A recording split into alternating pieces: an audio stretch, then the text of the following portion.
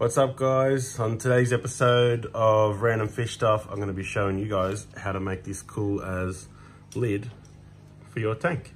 Alright, so the time has come to make a lid for my Waterbox Cube 20. And I just want to show you guys how I'm going to do it, how relatively easy it is with some stuff you get from Bunnings. So this stuff here is for your windows that you might find around your house. It's for making the mesh windows. You'll actually see it here. This is it here. You'll find it around your home. Actually, it's here to make the fly screen for the windows. That's it there. Yeah, pretty cheap from Bunnings. About 12 bucks for a couple of meters. You can get multiple colors as well. You don't have to get blue like I have. You can get black, cream, white, etc. In the same aisle, we'll have a guide cutter. So that one there will help you cut the correct angle. You can see how the teeth line up. And then of course you're gonna need some sort of hacksaw to help you along, cut those lines. This is a metal tooth. Make sure you get the real fine. If you're gonna buy a new hacksaw, make sure you get the fine tooth for metal, basically. The next thing is we've got the corner braces to hold it all together. They act like supports to lock it in. This stuff is 5mm or 6mm tubing, and that will lock in place and hold the netting in. Another thing you'll need is a tank brace. This is just to hold the lid on. And the way these guys work is they just sit on the corner of your aquarium like so. And then your lid will ultimately sit and rest up against that like so. You get these all different sizes. This one's 5mm, perfect for mine. Check what size your glass is, because you can get them in 2mm, 3mm, 4mm, 5mm, 10mm, etc. So check that out guys, eBay or Nature's Aquarium. They have a website too. And lastly, you'll need some sort of netting. The stuff that I use, it comes from Deer Park Aquarium. It lets a hell of a lot of light through. I believe they told me at some stage it was like 99.9, but I can't remember. It was a while ago and they told me, but it basically doesn't obscure light. And that's what you need. You know, as far as I'm aware, Deer Park's the only place that sells this by the meter on the roll. Very cheap too. I think there might be 3 meters here, and I reckon I only paid about 20 bucks for that, so that was quite good. So yeah, I'll leave a link to all this stuff in the description too, guys. Obviously, Bunnings is relatively easy. You might find this stuff a bit harder to get. I don't believe you can buy this online. I could be wrong. I'm sure it's out there somewhere, but I've only found it so far at Deer Park Aquarium. Okay, on to making the brace for the netting. This one I've already gone ahead and cut. This one here I've measured out on the aquarium. So with the braces on, I've simply measured inside, from inside not on the top, from inside the bracket where it's going to be sitting, over to, sorry, this is hard to do with one hand, over to here. See, about 435 is about tight. Maybe you could go 436. You don't want to go too tight, because this stuff you need to allow a couple of mil for fitting it up. So I'm going to use 434 as a measurement there, and I'll cut that one. So this one I have cut already, and I've just got that just a smidge under. Reason being is when you go to line up these corners, you may find that with the brackets it may sit just out a little bit. So that way it's going to give me that perfect fitment. I like to keep this this groove here on the inside, always on the inside of the tank. I don't know, it's just a personal preference. That's just where the netting's going to go. You could technically have it that way if you wanted to. I guess it just wouldn't look as neat. It would have to come across here to get into. So ready to cut this next bit. Little trick. I've obviously got a timber bench. I've used a little screw just to hold this guy in place, because you don't want it moving around while you're cutting.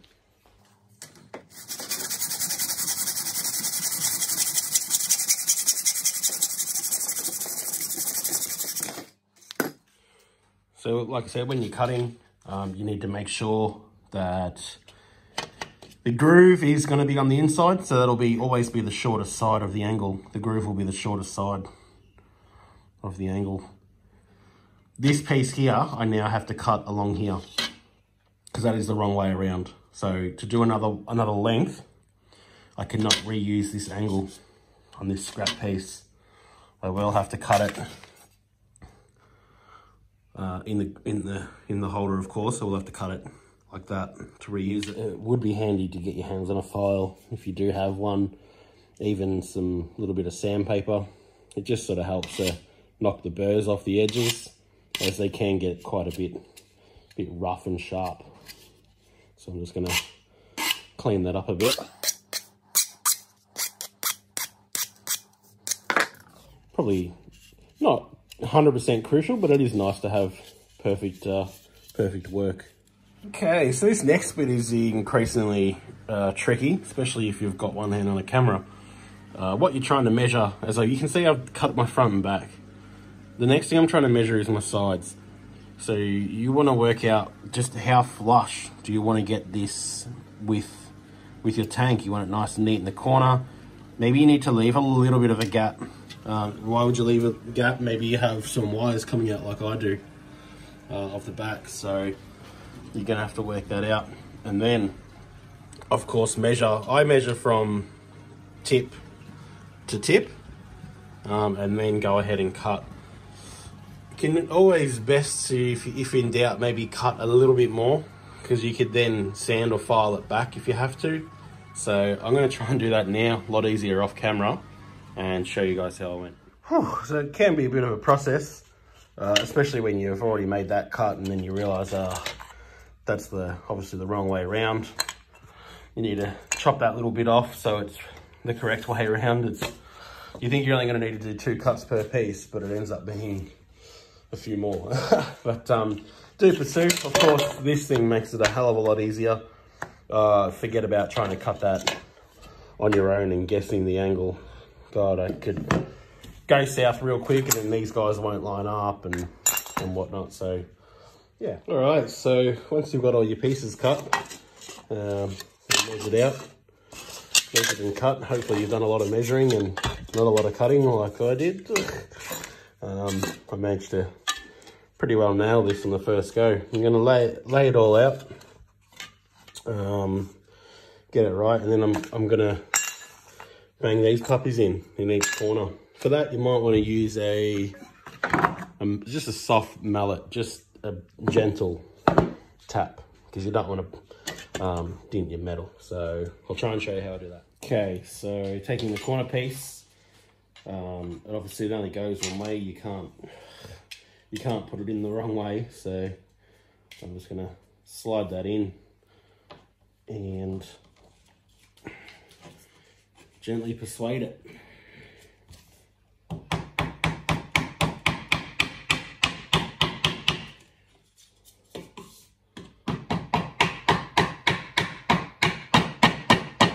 You can see I am hitting the corner, but it's because it's a mallet, it's hardly damaging it. It hasn't gone in all the way, but I'm going to stop there so I don't damage it any further. And then I'm going to try the other side with this. I'm going to put this one in, that way I've got something to hammer into.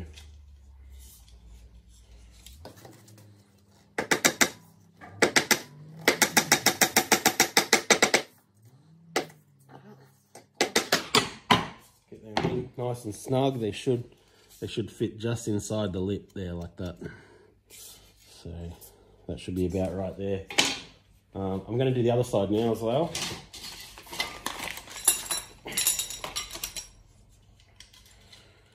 Probably a good idea just to start with these two in. That way you're not hammering on edges at all. Well, these ones are going in a bit easier. That's good.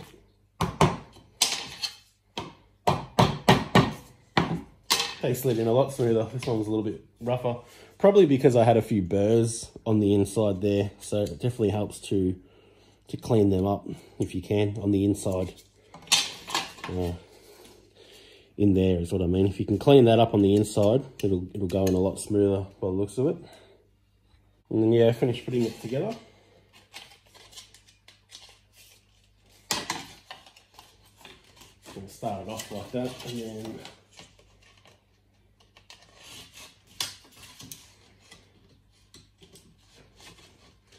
this corner's in.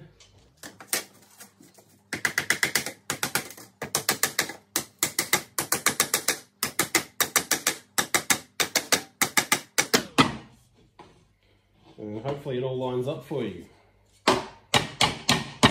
Hopefully. All right, first test fit.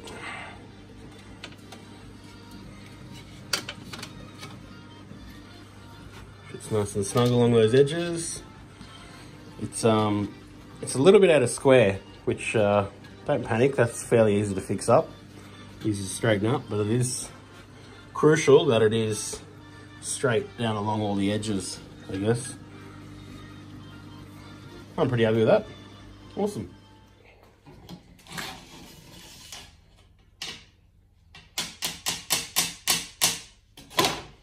So, straight away, that's a lot better. A lot less playing, right?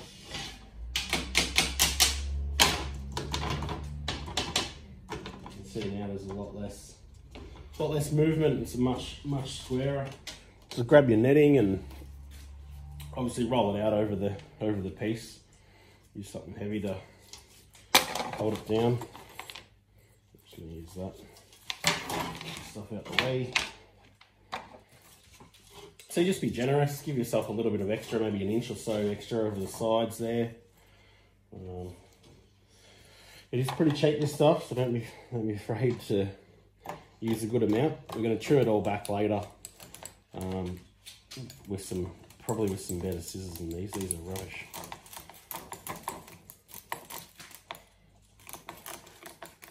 So as you're putting this stuff on, when you're putting the tongue here into the groove, it will actually pull a lot of this netting down and in. If I can show you that. It will pull it down and it'll suck it in. See how it pulls it in? So you've got to be mindful that it's going to pull in a couple of mil of netting. So when you start off, we don't want to start off with it absolutely dead tight. How do I show you guys?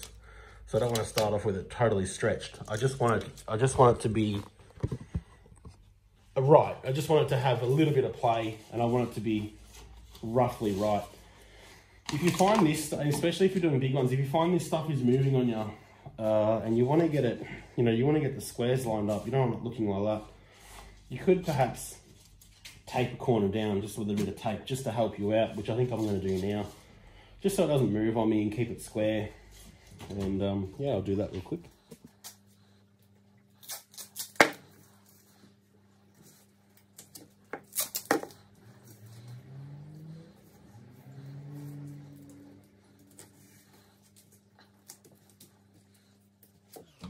Again, I'm not really pulling it mega tight. I'm just getting it so it's somewhat flush and in place.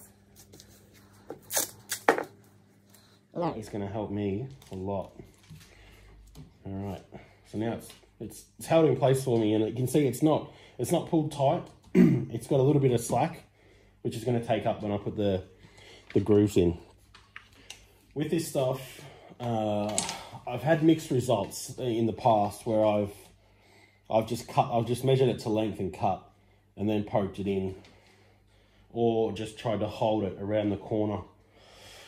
I'm not sure the correct way to do it. If you're someone who does windows for a living, please let me know. I'd love to know.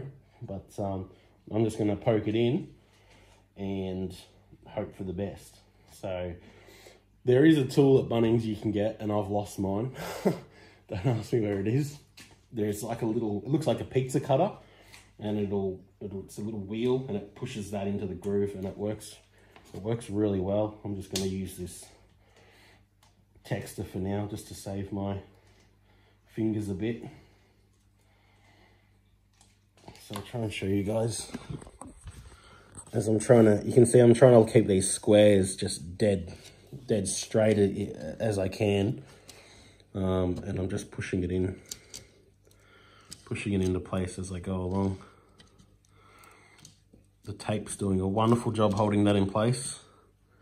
Oh, it's gone a little bit out of square there, but that's okay.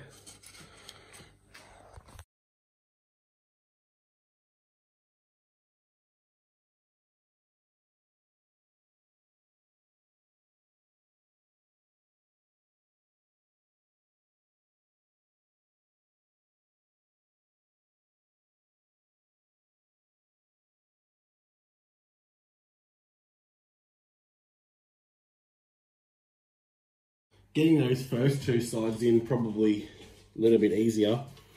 Now that I'm going to do this side, it's going to pull it in from the other side up there. So that's when I really got to pay attention and make sure it's going to be not floppy, I guess, not dangling around. So it's going to pull it somewhat tight.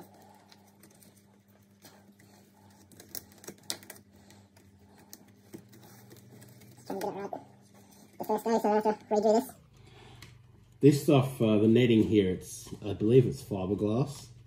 So once it's pushed into this groove, it doesn't really like to be done twice, if you know what I mean. It has the potential for snapping and breaking, so trying to get it right on the first go. If you don't, hopefully you've bought yourself some extra so you can try it again if it does snap off inside those grooves. Oops, don't want to do that. Good chance you put a hole through it if you slip. That's why maybe you should get that little wheel cutter for Bunnings. Again, I'll put all the stuff in the description so you guys can see exactly what I'm talking about. And then for the home stretch, just going to trim this stuff. Don't need all that extra. Now, it is quite tight, so it's perfect. It's absolutely perfect, I'd say. Probably the best one I've done yet.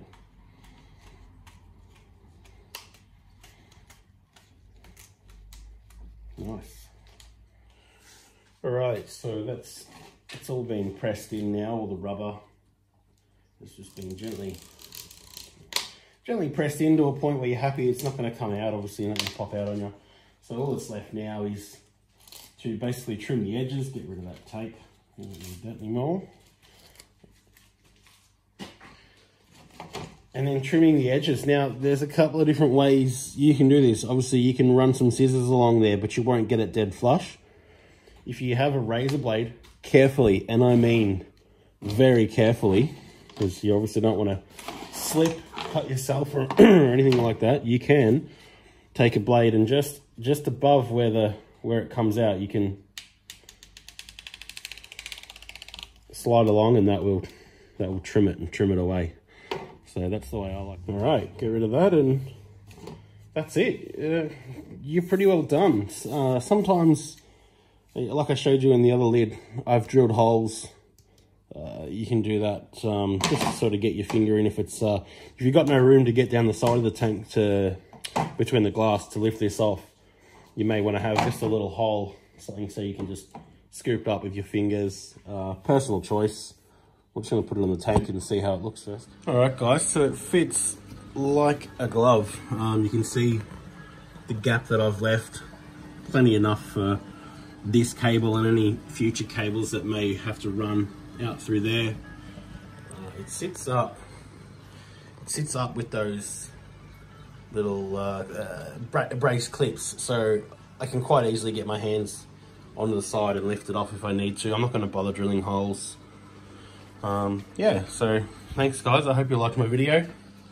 Leave a comment, subscribe if you like, and yeah, I'll post some more videos in the future. Cheers.